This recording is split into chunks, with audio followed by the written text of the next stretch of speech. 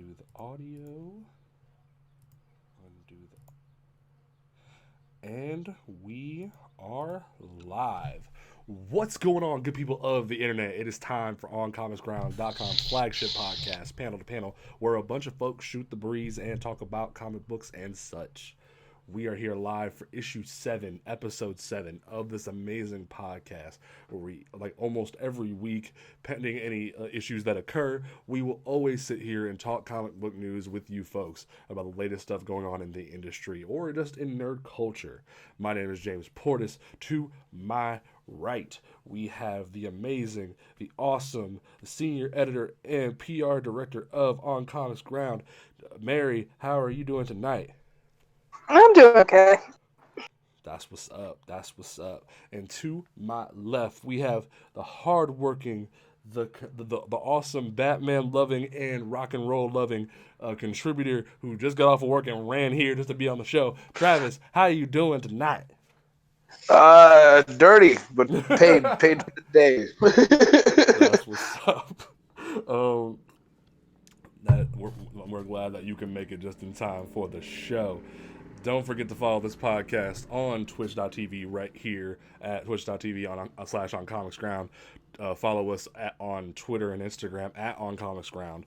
Follow the panel to panel Twitter at PTP_podcast. And like us on Facebook at facebook.com / On Comics Ground.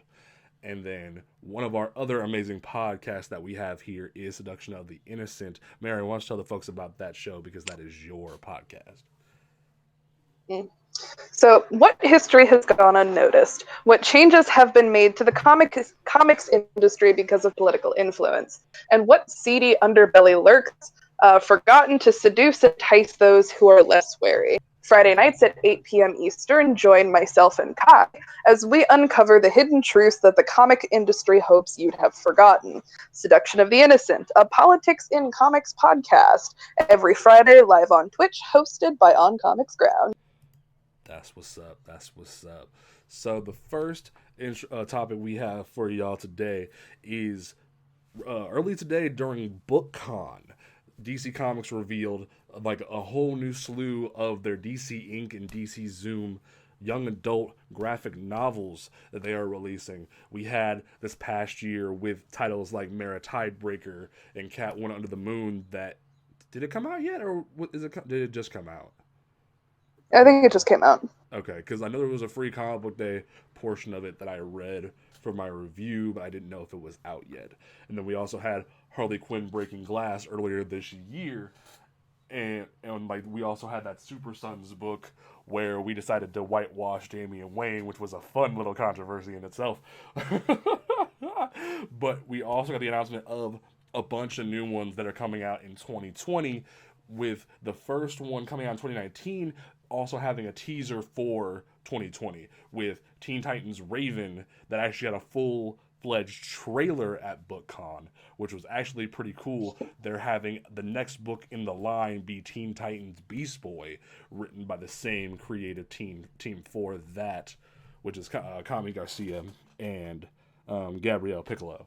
So I honestly didn't know what to make of these young adult graphic novels at first, because like when we were coming up, there wasn't really like, other than like DC Kids or like Justice League animated like type of, or like Batman animated type of like kids comics, there wasn't really a way for kids to get into the comics other than just reading the direct comics.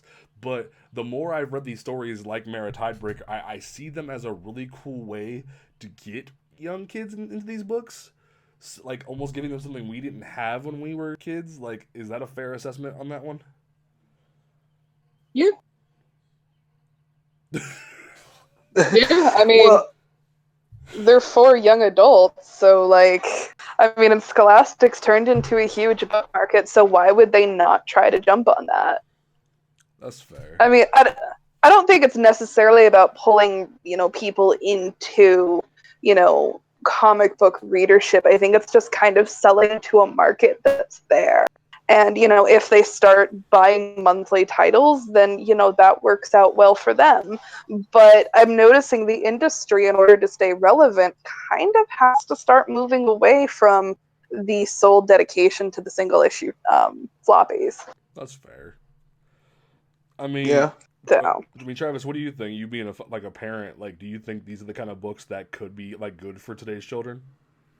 I mean, it's I have a love-hate relationship with youth adult novels. Like I love them because like my favorite member of the Bat family, well, one of them I should say, she's Cassandra Cain.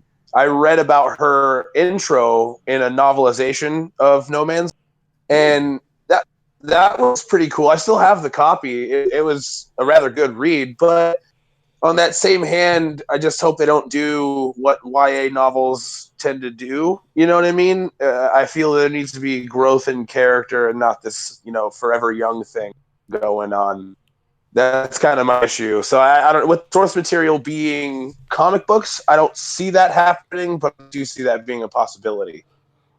well, and I think DC kind of counteracts that a bit because there's DC Inc. and DC Zoom. DC Zoom is targeted for young children, whereas DC Inc. is really hard into that like 13 to 17 age range because Under the Moon, a Catwoman tale, is so visceral at times. Yeah. I mean, Selena deals with self-harm issues. She deals with domestic violence. And I mean, all of this is a teenager. And, these are very real things that teenagers deal with on a day-to-day basis. I mean, maybe not the whole, breaking into Bruce Wayne's house kind of a thing, but it is such a character-driven piece, even down to having to deal with people at school, that it has an undertone of hope to it because ultimately we know the end of Catwoman's story, but it doesn't play the end at the beginning. And so I think that there is a nice divide between the two because I think, where publishing runs into issues is that, they'll take a story for tweens, like, 10 to 12, and just slap young adult label on it and then poof, it's for everybody. But I like that they're kind of trying to separate the two, as it were. Yeah. I can agree with that, and like especially with the next slew of them because we have Oracle Code, like it has a underscore right after code, so it confused me. But I look back at the actual title, it says the Oracle Code. Like you're giving, we have that for like it's probably gonna be a really cool like hacker sort of story for young girls. But then we have Gotham High, which is like trying to have weird young Bruce Wayne with Selena Kyle in a schoolgirl outfit and punk rocker Joker, which just concerns me on so many levels. But like I think that this could be good for kids. Like I'm not gonna discount it because this obviously isn't for us, obviously, but I don't know. I'm thankful that both Tidebreaker and Under the Moon were really good reads, so it gives me hope for what's coming. Like the idea of Shadow of the Batgirl, that it like the art itself on the cover looks like it's Cassandra Cain. It's not Barbara Gordon, especially because we are getting an Oracle book. It makes me think it's Cassandra Cain, and I'm just like, yay! You're actually acknowledging there's more than one Batgirl. Yay! So it gives me hope that they're actually trying to like show there's other like characters in the DC universe for like young adults to get into, if that makes sense. I think part of the problem with the interpretation that the three of us are looking at it is that we're looking at it as comic book fans. That, we're expecting it to align with a larger comic narrative, but that's not necessarily the case here. I mean, look at other wildly successful young adult titles like Miss Marvel, Moon Girl Devil, and Devil Dinosaur Runaways. Like, these aren't necessarily pulling people into the central Marvel universe. They're just there to, be consumed by a largely singular audience. And I think that's exactly what DC is trying to do with this initiative, is to tap that market. Okay. I mean, like, I think the counter argument to that would be then other than say the new Wonder Comics thing that Bendis is doing, like why aren't these being done in a single issue format, like similar to how Marvel's doing with those two titles or those three titles, like That's a publishing thing.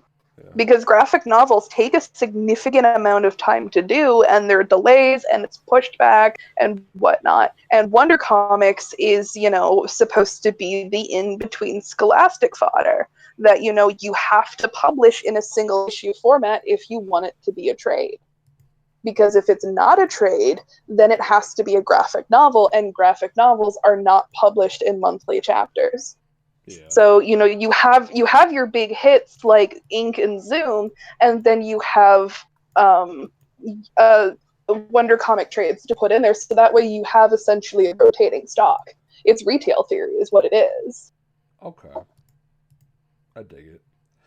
Well, so I guess we are in agreement here that these books are showing promise, that like these things are good, and these are targeting an audience that definitely could use this kind of material. I mean, like honestly, out of the four that are solicited, I think my favorite two are gonna be the Oracle one and the Lost Carnival, a Dick Grayson graphic novel, because that just looks really cool. And then I'm just kind of looking at this Gotham High thing like, why? Honestly, I'm really excited for Gotham High. There's a huge part of the high school gang fighting manga nerd in me that wants this. like, I want this so bad. Like, I dig how Bruce and Selena look, but like that haircut on a Joker character just concerns me on so many levels. It's wild, to say the very least. Just like I'm gonna just like, be hopeful for it, because like it definitely looks kind of cool, but I don't know. But yes, we're hopeful about that one. From there, though, we want to give a special shout out to Aggressive Negotiations, our Star Wars podcast. Monday nights just got a whole lot more galactic. Aggressive Negotiations, a Star Wars podcast, brings you a weekly roundup of news, reviews, and general discussion of everything to do with the galaxy far, far away. You don't need to be force sensitive to enjoy this podcast, brought to you by On Comics Ground. Be sure to tune in on Twitch every Monday night, 8 p.m. Eastern. From there, though, I was going to do one top. Actually, no. You know what? Let's get this one out of the way, and then we'll get into the Marvel topic. Because like I feel like the second topic is gonna the third topic. The third topic is just gonna be me and Mary yelling into the void. So I want to knock out this one first.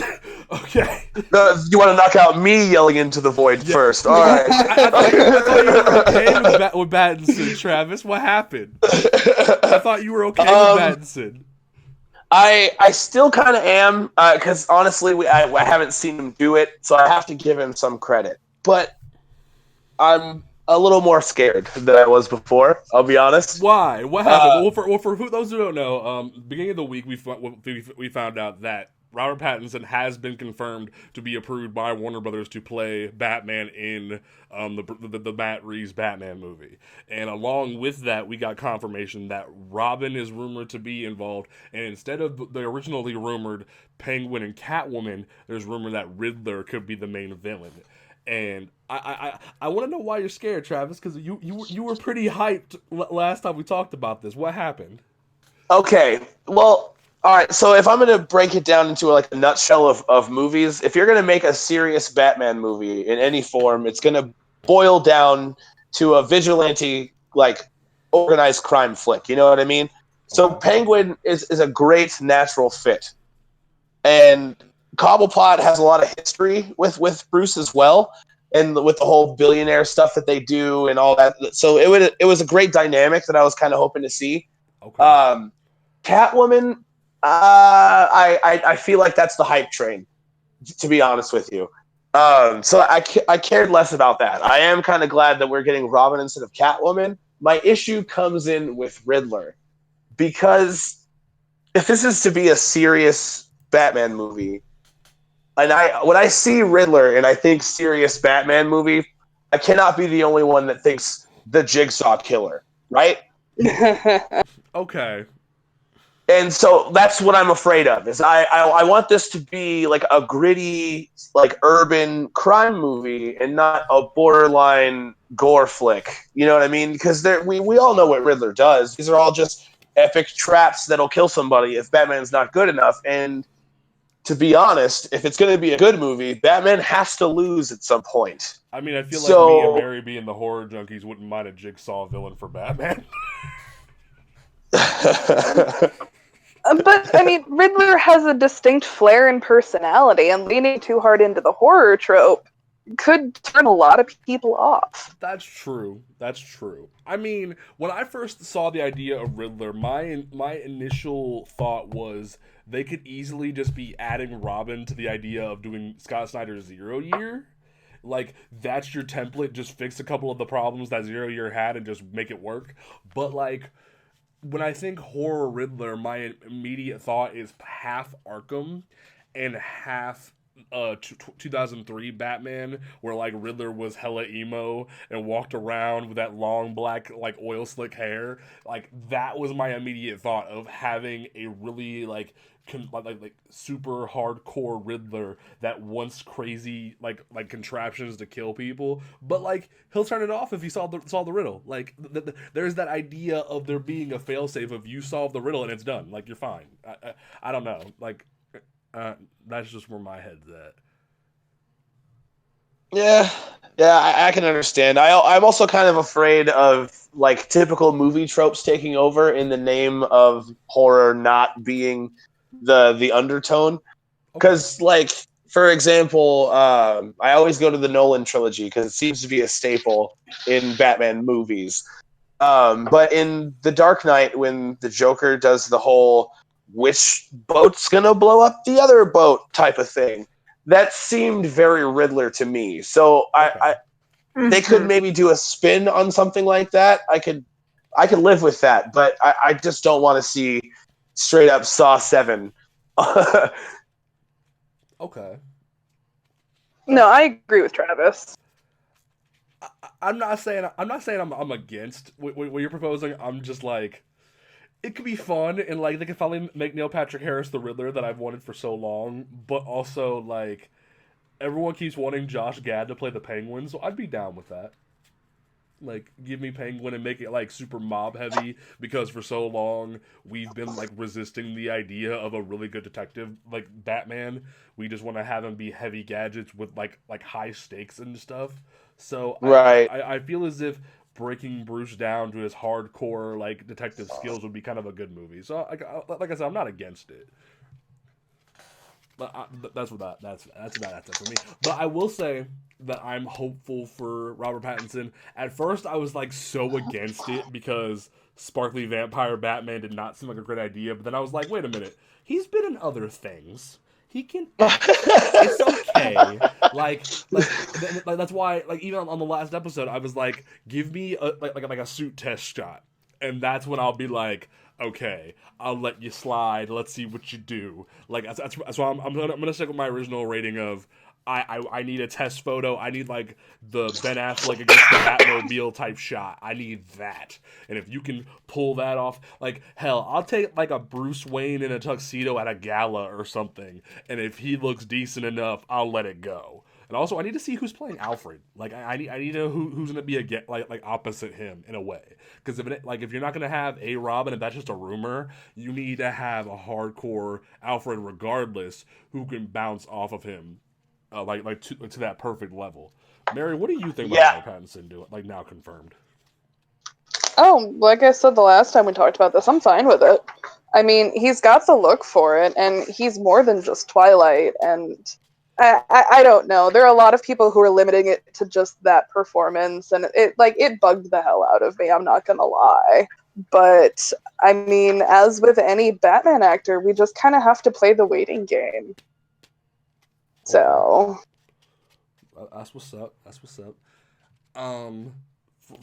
With that, it's time for Mary and I to yell into the void for like 5 minutes. So it was confirmed that once again, New Mutants is going to be delayed, and with this delay, there are confirmed to be reshoots again for this movie. And I just like just like just put it out on Disney Plus, people. Like, don't even give it a theater release. Just put it out on Disney Plus and let it go. Like, that's where I'm at, because initial trailers had me interested, but the more this has gone on, it just feels like you're running in circles. The actors are at least almost 2 years older than when they shot the movie, and it's just spinning its wheels. Like, they just finished Game of Thrones. Game of Thrones was on hiatus when they shot this. So to think that we have to now go backwards to do this, it's just, I don't understand. Well, the reshoots haven't happened yet. I thought there was originally reshoots that had the first delay occur. Nope, I'm looking at several different articles right now. The reshoots never happened. Uh, They were supposed to or believed to have happened, but they never actually did. And that's probably because Maisie Williams was doing Game of Thrones. And then, they switched production companies halfway through. So no, the reshoots were never done. I totally thought reshoots happened. Okay, then still, it's just why can't this thing just happen? Especially when we know that X-Men is going to be on hella hiatus after Dark Phoenix hits theaters. Why isn't they, or why aren't they just letting it go? I don't know. Mary, how do you feel I about mean, this? there's nothing we can really do about the situation. And so far, we haven't seen a budget for, at least not that I can find, for New Mutants. So they've probably sunk a shit ton of money into this. It's And possible. especially during Game of Thrones, Maisie Williams probably doesn't come cheap. And, they got one of the guys from Stranger Things. So there's probably a lot of money being thrown around with this, and they have to recoup some of that cost, so they want to try and push out something polished, I suppose. But I mean, they're adapting Demon Bear, which is kind of the New Mutant storyline. Yeah.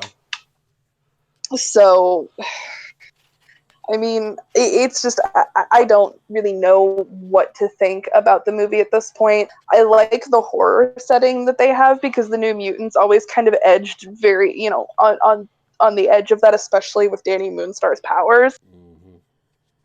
But I mean, unfortunately, at this point, it's kind of just a wait and see.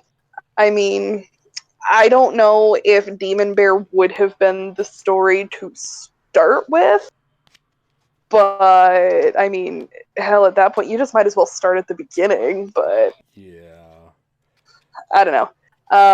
I'm pretty much reserving judgment and just watching that one trailer to death. So, How many times have you watched it? oh my god, a couple dozen. I mean, because the trailer is really well cut, and I like the horror vibe. But I have hype for this movie. I really do. I'm a massive New Mutants fan, and I want to be hopeful. I want it to be good, but I think this movie was just kind of made at a really inopportune time. Agreed. So we'll see what happens with it. See, I feel as if they would have been more if they would have waited and let it waited till an era when Disney would have came in, or just had the idea on someone's desk for a while, and then Disney would have picked it up as ooh, what's this, and then made it happen. It could have been really cool, but I'm very cautiously optimistic, because the fact that you're trying to make a spin-off of the X-Men around the same time as the X-Men franchise is about to be put on death notice until Disney revives it. It feels Gifted in a way, where it's you're trying to make a new sandcastle out of the one that's just been knocked down. You're trying to make something out of the remains of the rubble, and I don't see why it's happening. Don't get me wrong, I love the New Mutants. I always have, and I'm happy that some of my favorite characters are on the screen. But I just I'm conflicted, and I don't understand why this is struggling so much. I mean, movies take years, and if I remember correctly, the original script was pitched in like 2015. So, I mean, they've spent a lot of time with this, and the Disney deal, like, it went through a hell of a lot faster than anybody was expecting. And honestly, I am in the minority here, but I don't want Disney anywhere near the X-Men. And I'm not a huge fan of the Fox movies. I mean, some are better than others, but I don't. I don't know. I'm going to start getting myself into trouble with this, but I don't think. I don't think the MCU is a good fit for the X-Men. See, like, Eesh. no, because here's the thing. I agree with her, but at the end of the day, Fox shot themselves in the foot so much that I'm at a point where I'm like, man, let's see if it's not horrible. Like that's pretty much where I'm at. I'm resigned. I'm like, I wish Fox could have got their crap together and made something good. Like I was hopeful after Days of Future Past. Like I really hated that Nicholas Hoult really wanted to have his real face on screen, so he kept acting like Beast could just turn his stuff off and on. I hated it to death. But like, other than that, I really enjoyed the idea. I loved First Class, even though they killed the one black mutant they had. Like, it was a good movie, and so was Days of Future Past. But then Apocalypse was garbage, and now Dark Phoenix, like, despite a few good things in it, it just looks like it's the last leg of a person who's already been shot, and I hate it. Like I want it to do well, and maybe Disney will be like, okay, we'll leave this universe alone, but we know that's not going to happen. And I wish it wouldn't have struggled the way it did. So Yeah. I'm at a point where I'm just like, give it like 5-6 years, let Disney reboot it, and let Disney make a decent Fantastic Four movie, and I'll be happy. Like, that's where I'm at. Like, I mean, Fantastic Four should be done before the X-Men. yes. It absolutely should be. Yes. But honestly, I think the failing of the X-Men films tends to be the fact that they just rehash the 90s team over and over and over again. This is true. And I mean, and even in the comics, like that's why the X-Men keeps going stagnant, is because people can't let go of the 90s cartoon. Preach. And, like, don't get me wrong, the 90s X-Men cartoon is one of the best superhero cartoons in existence. Yes. I think, honestly, second only to Batman the Animated Series. That's fair. But That's fair. you need to kind of let it go. It's the same issue I have with Justice League, the Justice League cartoon, and the Teen Titans cartoon. Is that, like, yes, I understand that these are the teams that people are familiar with, but there are multitudes of different characters in these properties. That, I mean, if you lined up all the mutants, you could probably just wrap them around the earth, kind of a thing. And I think people are getting bored with the Cyclops gene dynamic. Lord knows I am. Oh, bro! Like when they revealed at the tail end of last year the X-Men Disassembled poster that had like Jean front and center and like Psylocke and Storm supporting her and like a brand new diverse like generation of mutants. It felt so like groundbreaking. And then like 5 issues into the new Uncanny run, hey, Scott's back. Hey, Logan's back and he's in his retro costume. I'm like, what are you doing? I think it's a narrative thing for me. It's because the X-Men were always about progress and moving forward. And the irony of that is that we keep revisiting the same 8 characters. So Yeah, like wasn't there that it does it doesn't help that I came up reading Claremont's X-Men where he's just popping out new mutants left and right, like, so I got used to kind of this well-designed world with all of these new and interesting characters. But I I guess that's not what people are interested in anymore. I mean, Travis, what do you think of the whole like X-Men Disney situation? I mean, the only X-Men I know are pretty much the '90s incarnation. So I am them when you guys are sitting here like, I hate the '90s incarnation. I'm like, that's the only ones I know. Well, no, I love the '90s team. I do. I love the the '90s team is good, but I understand the need with you when you have such a diverse. How do you say, just a diverse writing pool. They're mutants. You can do what you want when you want, but we get the same 6 people. Like, Well, saving mutant kind. To compare it, it would be kind of like every Batman movie just doing Dick Grayson because he's the only Robin people actively know. Yeah, see, that's a problem. And the problem that becomes with that is, like, I don't know. When it comes to Dick Grayson, he's more doable with that than the X-Men. And I say that because Batman is terrible when it comes to picking who his sidekicks are. That's another thing. I digress. I mean, to be fair, we got Robin Blake.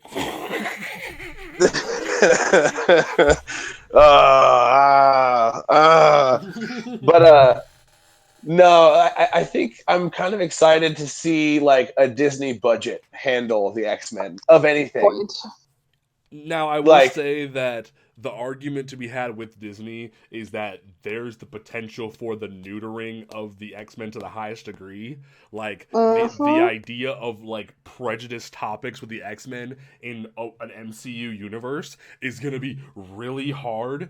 And now, granted, Stan wrote them to be an allegory for racism or for bigotry in general, but there is the high risk that the wrong person is going to be handed that script or be handed the pen to write that script, and the wrong allegories are going to come across, and we're going to end up with, Bobby, are you like able to not be a mutant? Like, oh, like I don't want that again. Like, just that allegory alone was just So I'm hopeful. I'm cautiously optimistic, but I agree with Mary that I wish this wasn't where we ended up. That we have to, like, go to Disney and be like, okay, can we get something decent? Like, that's where I'm at with that. But in regards to New Mutants, I'm just kind of like, I wish it would just come out, and I just like I wish it was coming out under better circumstances. But from there, we are going. Wait, back to my screen because I was watching the stream. From there, we are going to do one more quick. Wait, did I do that one? Yeah, I did. We are going to do one more quick shout out to our other amazing podcast. Amazing, our Spider-Man podcast, Living on the Edge. We may not be able to do whatever a spider can, but we can sure talk about it. Tune in on the second and fourth Thursday of every month to Living on the Edge, a podcast for Spider fans from Spider fans. On Comics Ground hosts our resident webhead Alec and special guests as they bring you the news, reviews, and discussions about all things Spider-Man. Only on Twitch, J. Jonah Jameson, eat your heart out. This podcast has been amazing. I love that Alec brought this thing together, and I've enjoyed guest starring on it, talking about all the recent Spider-Man movies. We're talking about Homecoming next week as we gear up for Spider-Man, the newest Spider-Man Tom Holland movie. Far From Home. I couldn't think because he titled the series Road to Far From Home, and I was like, no, that's not right. So I was trying to think. But no, this has been amazing, and I hope you guys check it out next week when we go into it. We had an amazing episode last week hanging out with YouTuber Godzilla Mendoza, and I'm glad that this is keep going on. From there, we're going to get into our main topic of the evening, which has been this event that has been going on for what, 5 or 6 months now, because they did double issues in each month for some of them. Tom King and Clay Mann's Heroes in Crisis from DC Comics. This event has been a source of controversy, a source of frustration for many people, and like, for some people really like this series. I want to make that clear from the jump before we get into this, that if you like this series, more power to you. If you love Tom King and what he puts out, good. There were so many people that defended Tom King as a writer this past week when there was an issue of wondering why he was being taken off Batman, and as he was transitioning to a maxi series for the ending his Batman run, I was like, I don't agree to a certain extent but I still love that so many people are able to support him in his writing and love what he puts out. Like, I love some of his stuff. I love Mr. Miracle. I love Vision. There's some things that I don't enjoy, but at the end of the day, I want it to be known as we sit here and have this discussion that if you love the Heroes in Crisis, if you love what Tom King puts out, everything, cool, enjoy it. But I do want to sit here and have this topic with my co-host here and discuss some of the things going on in this book. So, issue 1 starts, and Batman, Wonder Woman, and Superman walk in on Sanctuary, this program that they started where it could be a source of counseling and mental health treatment for the superhero community. And it has been just ravaged. There's dead heroes everywhere, and they don't understand why this occurred. And it leads to this. Originally, it was supposed to be 7 issues, and then it got extended to 9 issues, trying to figure out what happened at Sanctuary. And the first issue felt like the ultimate shock to the system of this is gonna be some hard stuff to talk about and hard stuff to read for a lot of people. To an extent, I kind of wish it had a sensitivity warning for some people or a trigger warning, because it's some heavy stuff, and it's Mary, can you help me out here, because I'm trying to process how to word this, and I don't know. I mean, I'm not 100% sure what you're trying to say. The issue the issues dealt with in this book are really heavy, and Well, yeah. and it's a lot. So I It's very mean, revealing. yeah.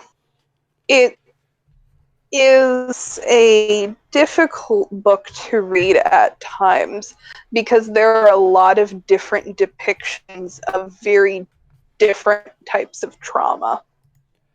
And I don't want to get too much into the portrayals of mental health because I am not a mental health professional, but my wife is.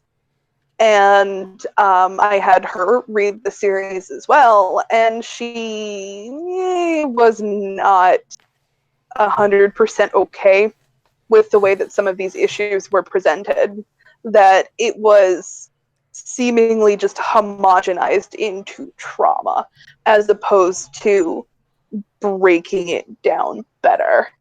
But I think where the storyline ultimately tripped and fell was in marketing and execution, because it was marketed as a book looking at the mental health of superheroes, which, if done right, is a very intriguing topic. However, this this journey into the mental health of a superhero was ultimately just a backdrop for a murder mystery. yeah, And it just I think that's ultimately where the plot line failed for me, is that it said one thing and then delivered another. And in my personal opinion, this is just my own personal opinion, I feel that this almost perpetuates a bit of a negative stereotype that everyone with mental illness is going to have some kind of a violent response. and But it's I agree with you, and the not even the first issue, parts of the first issue and the second issue show that this could have been something very well done, and I really wish that this was in a format similar to Mr. Miracle, where it's technically could be said not to be in canon, where this could be an isolated incident where we could look at the mental health of superheroes and have a real discussion. But the way Sanctuary is done, where it's robots designed by Batman and Superman and Wonder Woman to care for these people, comes off kind of soulless, and also Yeah. the amount of death and destruction on this little farm setting to the larger DC universe. Like I remember reading someone's article on this, that a lot of it was minor heroes. No, not only did the first issue depict the death of Wally West, and then even more stuff that happened to Wally West, but we had Roy Harper die. We had multiple different Teen Titans die. We had smaller characters. We had a JSA member die in Steel, who's on television right now. Like, this wasn't just like, oh, we're gonna explore the inner workings of the superhero here. It's I remember there was even an article in the DC Universe magazine, like, teaser book they started, and then it kind of like fell off really fast, where it had a whole splash page of who's gonna die, and it was like, that's not how you should be addressing this. And it leaves me not like I felt kind of numb rereading this entire thing this past week, and I don't know, like, I like, am I the only one that's kind of like has an issue with how Sanctuary is done? No. I think if you look at Sanctuary in terms of traditional treatments, a facility run by robots and the primary treatment being immersion therapy, like, I did not like the setup at all. And, as someone who regularly visits her psychiatrist and who is on lots of fancy psychiatric medication, it mirrors almost nothing of the psychiatric care and the therapy that I receive and go through. So it was just very, like, you can't even say clinical. It was just very hands off. It just kind of looked like this is where they just ended up dumping people. Yeah. Travis. And No, America. Finish your thought. Finish your thought. No, I'm just kind of trying to process my thought. Go ahead. Travis, what do you think about all this?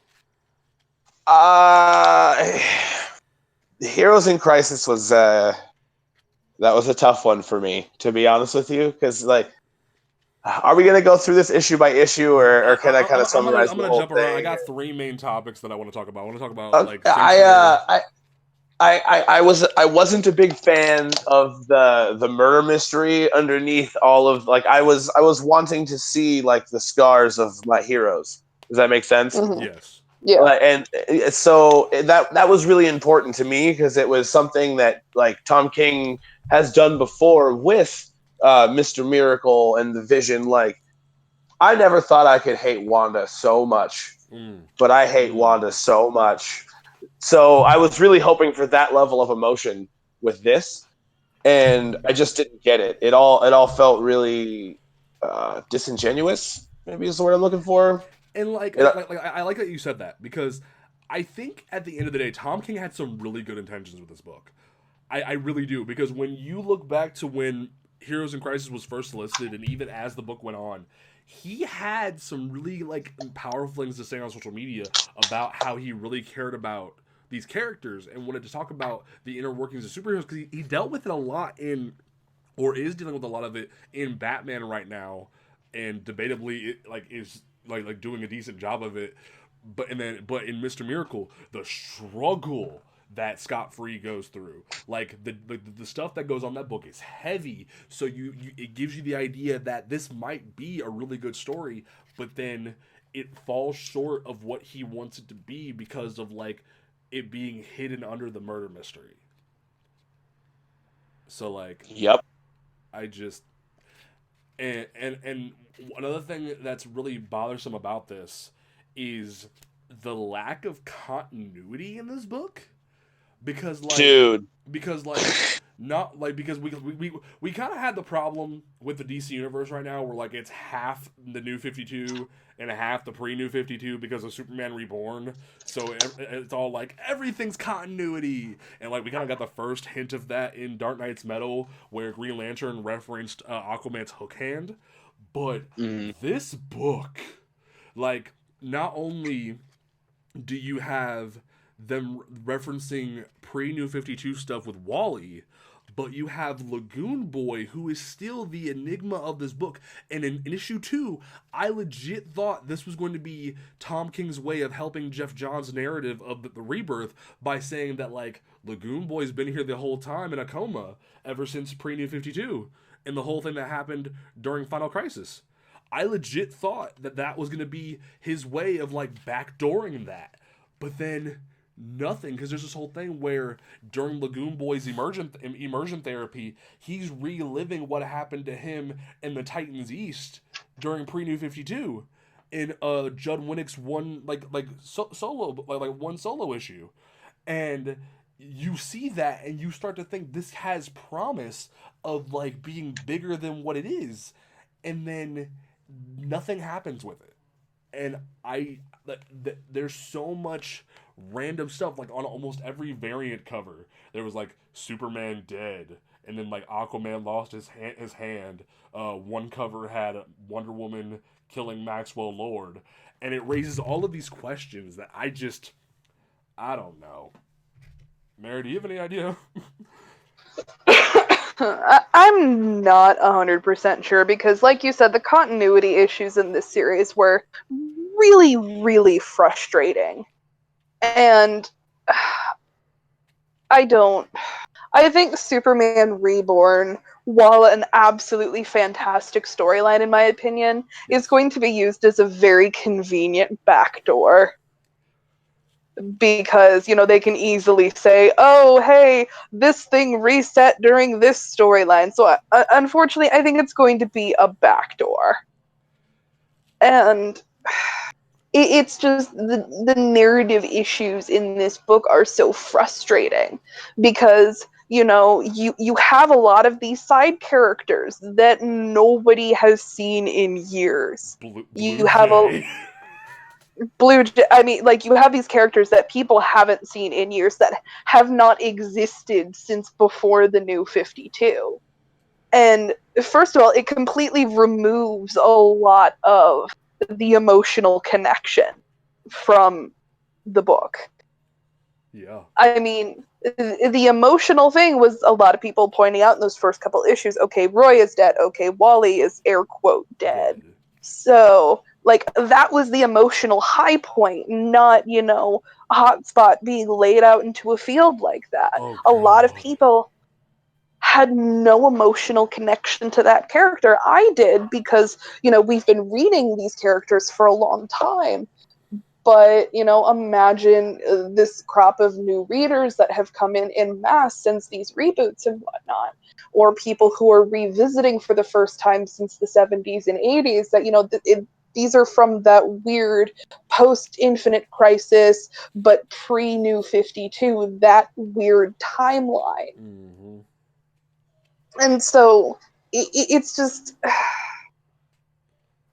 I don't pretend to know the supposedly, always 4 steps ahead mind of Tom King. I think that he has a lot of ideas, and not all of those ideas end up being brought to fruition through the course of his stories.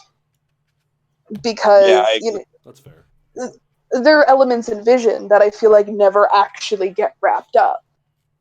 That Jim Zub had to come in, not Jim Zub, excuse me, but Mark Waid had to come in and kind of, try to mop up some of that with Viv. Because, the end of her story was largely left open-ended. And whereas you can see it was done, and I'm air quoting here, by design, it's a frustrating plot point. And I think that he had ideas for including some of these characters and whatnot, but we never actually saw it wrap up.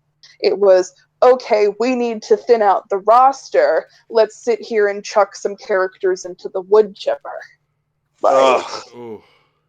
And then I had a huge problem with the theme because secretly between the 3 of us, I've been cramming this the entire, what I had left, the entire episode. And so I just got to the end. And does anyone else get the vibe that Tom King is telling people it's okay to commit suicide? I'm just going to go out there and say it because that's what this feels like to me. That's what this feels like to me. It's okay if the big people don't know. It's just we have to kill you though because of the things that happened. That's just it hurts. Mary, I'm gonna let you go first on that one. See, I think that's kind of where we get into the dangerous territory with a lot of this, is that the way the material is presented is not done in such a way that that intent comes through, as it were, if that makes any sense. Yeah, because I definitely And think Tom had great intentions here. But he writes with this really kind of a wannabe novel-esque layered, again, I'm air quoting, layered plot that, might work in a book. It would, but actually. Doesn't necessarily translate to comics very well. Mm. And I almost feel like if you wrote something like this as a book, it would work well. And you have, time to expand on all of these points and these ideas. But, 9 issues, you don't really have a lot of time. Yeah. And, room to be able to fully explain what you mean here. And I've noticed that Tom King always tries to leave some of his plot open-ended, like I was just saying, because he wants people to, I'm constantly air quoting as I'm talking, so just, envision me doing that. But essentially wanting people to draw their own conclusion. Well, because And it's like, I agree with you there because if you notice a lot, a lot of his Batman run, it had every arc had a theme, and then it would have little Easter eggs that would lead into more, and then stuff would round back. Like he started with I Am Gotham, and Gotham Girl like sat on the bench for a while, and then came back and became a bigger player in the mix, and like even had little Delvisions here and there. Like he had different pieces like Bane and like Skeets and stuff like that were leading somewhere, and now are like leading up to this giant thing in City of Bane, and like it's very obvious that Tom King works in a long form format, but giving him the whole toy box of the DC universe for originally 7 issues, and then him going, "What? I need 2 more." Like it wasn't enough. So maybe a novel would have been better for him. I don't know, but or even a graphic novel and said, here's your few points to cover in a small amount of time might have been better. I don't know. I think this would definitely have worked better as a single released graphic novel. I think breaking it up into essentially monthly chapters did it no favors because it shifts in tone dramatically. Like from issue to issue, there can be massive shifts in tone. That's very true because you go from the whole thing with the death, and then Booster and Harley chasing each other, and then Booster calling him Blue Beetle, which makes no sense because the last time we saw Ted Kord, he was randomly trying to be the guy in the chair for Jaime Reyes, so it makes no sense why he has his own Blue Beetle suit, and it's just, and then you have the whole thing where randomly Barbara Gordon is trying to work with Harley Quinn to help find the murderer, the murderer, and I'm like, huh? But it just, there's so many different side things, and that's a whole component in itself. The entire thing of Booster and Harley being sent on this MacGuffin quest to find the killer, it detracted from the entire situation because you have the murder mystery going on while going into the different interview tapes, and it's the biggest shower of, or the biggest viewpoint of, you had 2 different ideas for a book here, and then the one obviously overrid the other to the greatest extent, and in the end you killed a lot of characters and left one character horribly scarred. Dude, and I think that's my biggest problem with this whole story right here is that the way they made this whole time continuity a must with Wally West. I understand he wanted talk about mental health and maybe shed some light upon it. But I kind of feel like he skimped on his research pretty heavily. Not only in where he was like bringing the stuff up, but kind of how he executed it, and that kind of ties into the question I asked earlier, because comic books are fiction, and the beautiful part about fiction is you can do what you want as long as you make the words sound good. You know, so if he were to take the Speed Force and make it to where Wally didn't have to kill himself and, put like a semicolon on it type of thing, I would be fine with that. But the way it ended, I'm just so not okay. And that goes into the topic of Wally West as a character recently, where in the New 52 you had so many fans that weren't happy with quote unquote now Wallace West, thanks to Jeff Johns. Now, granted, we love representation here. Representation is good. Black Wally West wasn't the problem. It was that they got rid of Ginger Wally West and everything about him. So a good number of fans wanted Ginger Wally West back. And Jeff Johns gave us that, and it had this whole thing where Wally is going to be the linchpin of fixing the universe. And then in the other book that came out this past week with the final issue of Heroes in Crisis, not Doomsday Clock. Doomsday Clock, it shows that not only Wally is the bigger piece of the puzzle, but so is Clark because of Superman Reborn. And the two forces colliding in Doomsday Clock show that there was a bigger plan going on with Dr. Manhattan. So for Joshua Williamson adjacent, because Flash War led with Wally being sent to Sanctuary, but then Tom King as a whole sort of ruining Wally West as a character when he had such a big force, Speed Force, in the entirety of the DC universe for the past 3 years. It leaves not only have you ruined a character, it leaves so many questions for the future of DC Comics. Yeah. I like to use the metaphor for Marvel, where it feels like no one's driving the bus over there right now. But at DC, it feels like there's multiple people trying to drive the bus, and it's just going off of a cliff because of it. And I don't know what to do here with this, because you have Scott Snyder trying to bring hope and power into the universe with Justice League and the New Justice Initiative, but then half of his New Justice Initiative gets shot in the foot because Titans gets canceled, and Teen Titans is about to be canceled the way it's going, and Justice League Dark, by the grace of God, is still here. Same thing with Odyssey, by the grace of God, they're both still here. I don't know how it's possible that I think it's official now that Justice League Dark has survived more issues than its original New 52 counterpart. I might be wrong about that, Mary. We'll have to check about that. And there's this whole thing going on there, but then this book has left such a dark mark on the repair of the DC universe that Jeff Johns was brought in to do with DC Rebirth. So I don't know what to make of this. What do you guys think? John's shoes are just too big to fill.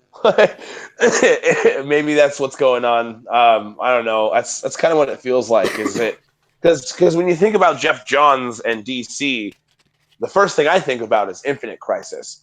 Ooh. So as soon as Tom King gets the toy box, as you said earlier, he goes, ooh, I'm gonna do a Crisis, and then we get this. You know what I mean? Which it wasn't a crisis as far as all the other crises in DC history are concerned. I mean, that's the other that's the other reference that a lot of people were claiming that this was very similar to Identity Crisis. Yeah, which was just we know what happened with Identity Crisis. It was not that good. Dumb. It was dumb. It was bad. And so this, we have an intelligent attempt at something, and it turned out dumb because of it. I mean, to be fair, at least we didn't set anybody on fire. That's the one good thing that happened here. We didn't set anybody on fire. This could have been a lot worse, but praise Tom King for having some brains, but I just again, I'm not knocking Tom King. I believe in my heart of hearts, because here's the thing. Tom King no creator deserves the hate that he's been getting. I may not like what's been going on in this book, and I may not like everything that goes on in Batman. Like the rage I felt when where Bruce smacked Tim Drake last week, I was, but like, I am never one to be okay with harassing creators. I'm not down for it because these people are just being brought in to play with some toys and tell a story for a little bit, or in the case of indie creators, telling their own story. So I don't agree with what he did here, but I do see a lot of merit in what he was trying to do because there is heart here. When you look at these interview tapes, and then especially in the final issue, where you see, I don't know how, but everybody going back to Sanctuary as it's being rebuilt, and from seeing what Wally said and trying to voice their opinions to these robots and tell their stories, while the whole Robbins thing was really annoying and didn't make a lick of sense. Like, oh, like Tim's this and Jason's this, but who am I? Like that was weird. But as a whole, the idea that the superhero community has a venting tool and has a therapeutic tool, while the therapy itself isn't like agreeable for us. I think Tom King had some good things in his head here, but overall it didn't really work. Like, and it leaves this uncertainty to the rest of the DC universe. Like, Mary, do you have any predictions about what can go on from here? Like, we know we have Leviathan going on, but like, what could be 2020 DC at this point? I'm honestly not sure. I think they are realizing that they are in trouble because of just like the sheer amount of controversy they've garnered over the last year and a half or so.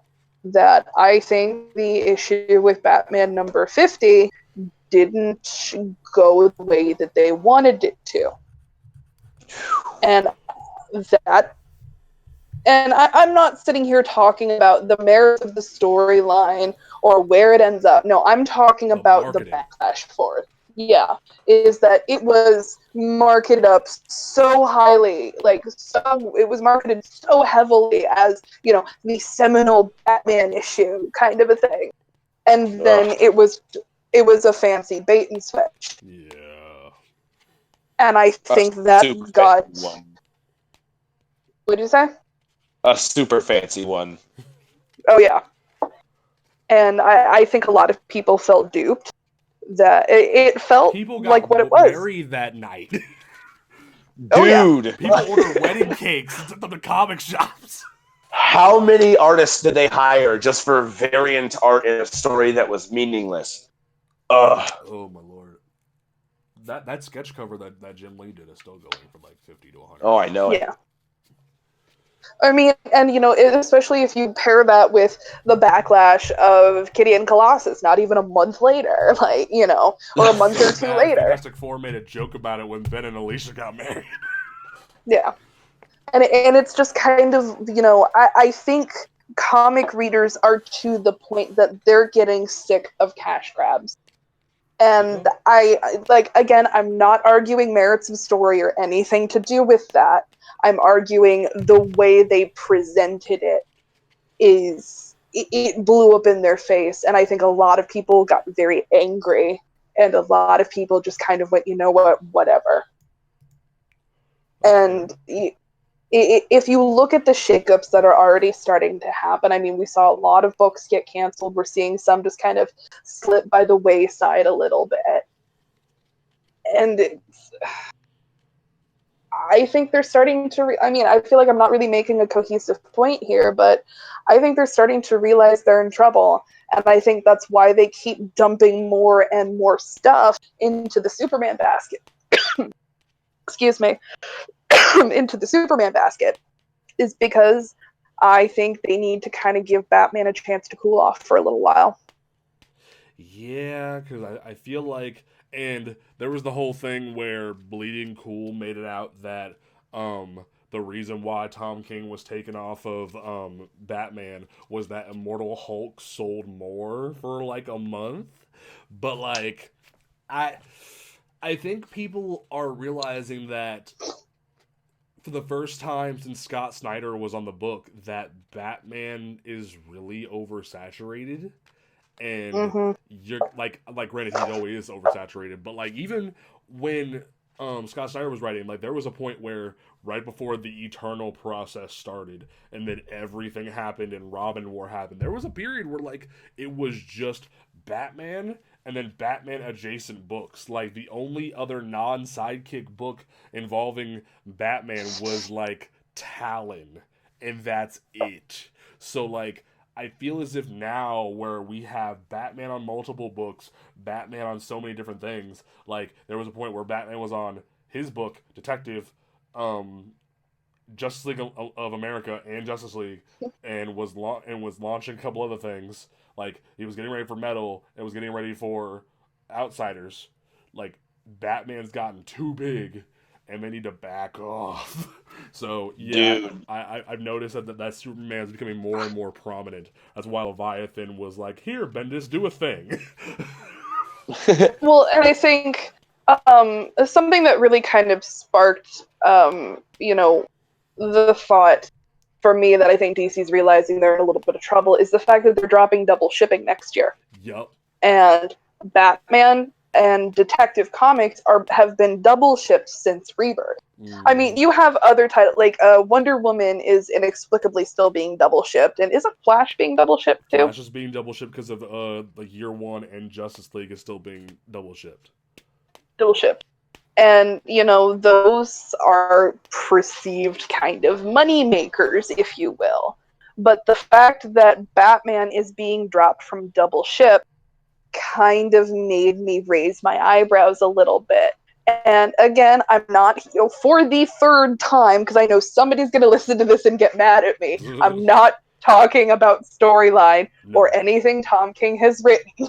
I just want to make that triple clear. But I think sales numbers do absolutely play into this. I think the backlash for any reason has kind of made them sit there and go, I don't know if this was the best move for us. So I think that they're, giving him a mini because Tom King does really well in minis. Heroes in Crisis sort of being the exception. Mm-hmm.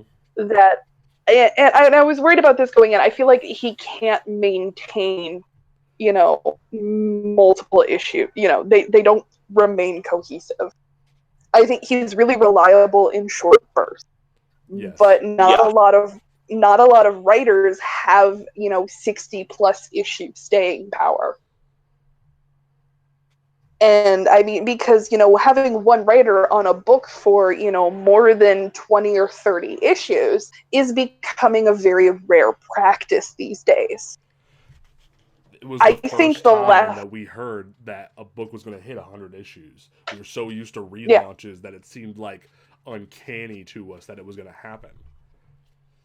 I Yeah. mean, if you lay out DC, I think the last time that they had a writer go beyond 40 some odd issues was, I think, Marguerite Bennett in Bombshells, Whoa. because she wrote over 50 issues of Bombshells. And I mean, because Scott Snyder was on for the entire New 52, and like if you look at those two, I think they're really the only recent examples of that happening, where we didn't have rotating writers regularly, Yeah. or this writer needs a break, let me have somebody step in for a story arc. Like no, like these were on for these entire books, and we don't see that a lot anymore. And Yeah. I think this is ultimately where the problems with Batman started.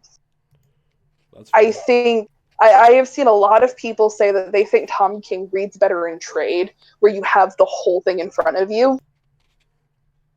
I can definitely see that But because like I remember when I reread Mr. Miracle, like the first issue, I was like, is that it? And then I go read like 1, 2, and 3, and I'm like, this kind of works as one giant thing. Like, he seems like he does better in one giant collection rather than like little pocket-sized things. I mean, Sheriffs of Babylon did really well in trade. Vision did wonderfully in trade, and I love Vision. I mean, except the whole killing Victor Mancha thing, we'll have words about that in the future. But don't touch my runaways, Tom. But it's, I don't know, like, if you look at the way the storylines play out, like, you're going to reference something that happened 24 issues ago. That doesn't necessarily work in a single issue format. Yeah. But from there... And, like I feel like I'm not really making a cohesive point. I'm sorry for that whole thing. You're making a very good point. But we're going to go ahead and wrap that up there. But as a whole, I want to still make it clear that, like, we still think that Tom King can write good stuff. Don't get it twisted. Like, we love Vision, except for Victor Mancha, as we just said. We love Mr. Miracle. Like, I was on board. Like, I still think that Batman #1 from DC Rebirth was one of the best single issues of 2016 because of how it's, like, so on board with what it's doing. And there's that whole moment where Bruce is, like, on the intercom with Alfred going, is this a good death, Alfred? Would they be proud of me? Like, that felt genuine. I genuinely think that Tom King has talent. But I still think that... undeniably, he's very talented. Yes. But, like, this book has a lot of issues with only a little bit of good in them. And it just... It falls short for us. From there, though, we are going to go ahead and like give you our recommendations for this past week that you can check out at your local comic book shop. Mary, what is your recommendation that people should check out this past week? My recommendation is Superman Leviathan Rising because holy crap, it was really good. Why is now admittedly, I'm a little biased, but I mean, I am a massive fan of Superman, and I've been kind of lukewarm on the whole Bendis' Superman thing for a while now. But Bendis traditionally does well with larger events, Civil War II being the obvious exception, but every writer has an exception. Yes, but if you give Bendis a big enough sandbox to play in, he tends to do fairly well. Mm-hmm. Not to mention, he's also being propped up by Greg Rucka and Matt Fraction. Mm-hmm. And, I mean, Greg Rucka alone is an absolute titan in the industry. But add Fraction to that, it's freaking amazing. But adding Fraction to that doubles that. And because in the book, we had the tease for the main Superman Leviathan event. And then we had the intros, if you will, for Greg Rucka's upcoming Lois Lane book and Matt Fraction's upcoming Superman's pal Jimmy Olsen book.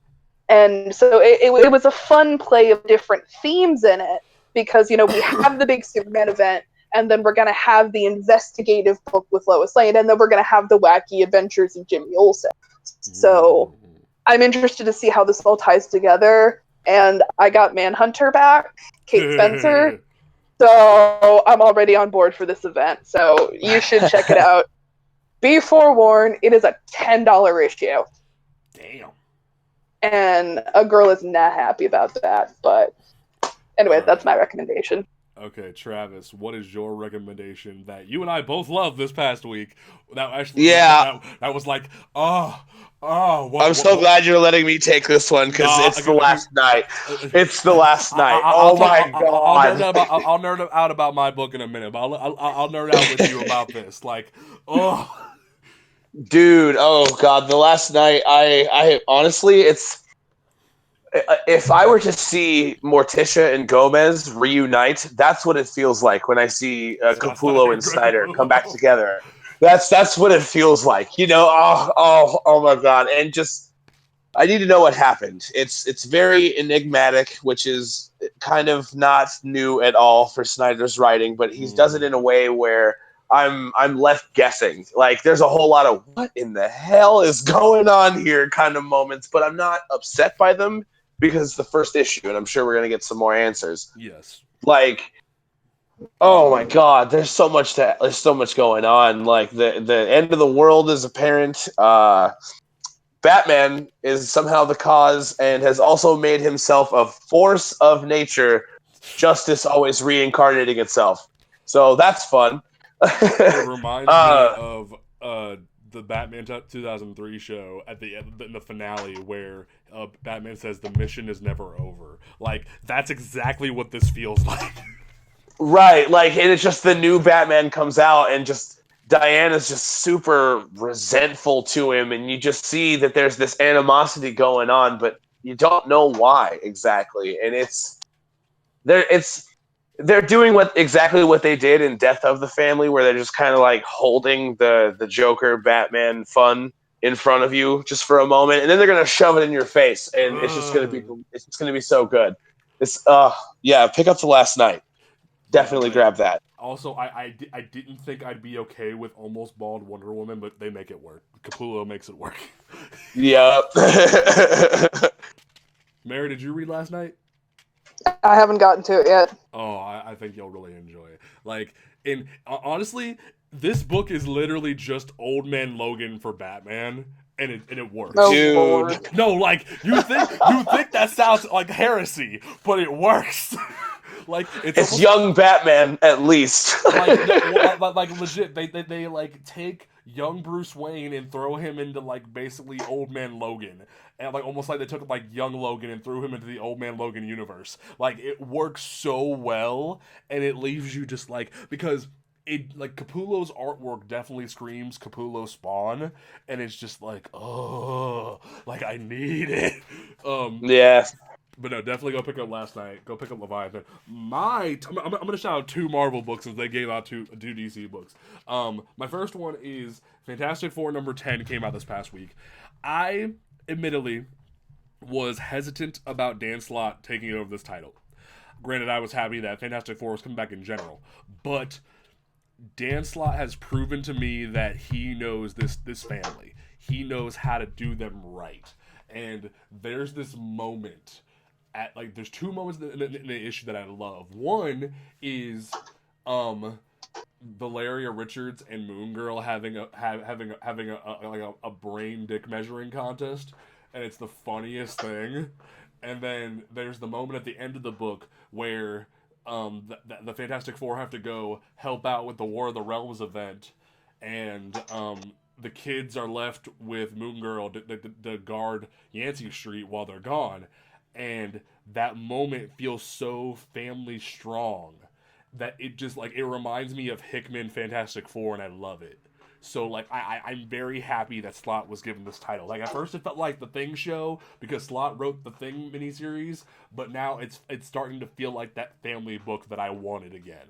So I'm thankful for that. And then the other shout out for Marvel this week is Space Wakandans. Number 12 from Ta-Nehisi Coates. I mean, it's really Black Panther number 12. I will admit that. But I call it Space Wakandans because ever since Marvel Legacy number 1, Space Wakandans has been this fear of mine that wasn't going to go well. And each issue that comes out, Ta-Nehisi Coates proves me wrong that Space Wakandans wasn't a dumb idea. It actually ends up working out really well. So I need him to explain the timeline of events, because first it was like 3 years passed since T'Challa left Earth. Then it goes like 13 years passed since T'Challa left Earth, and I'm just like, what?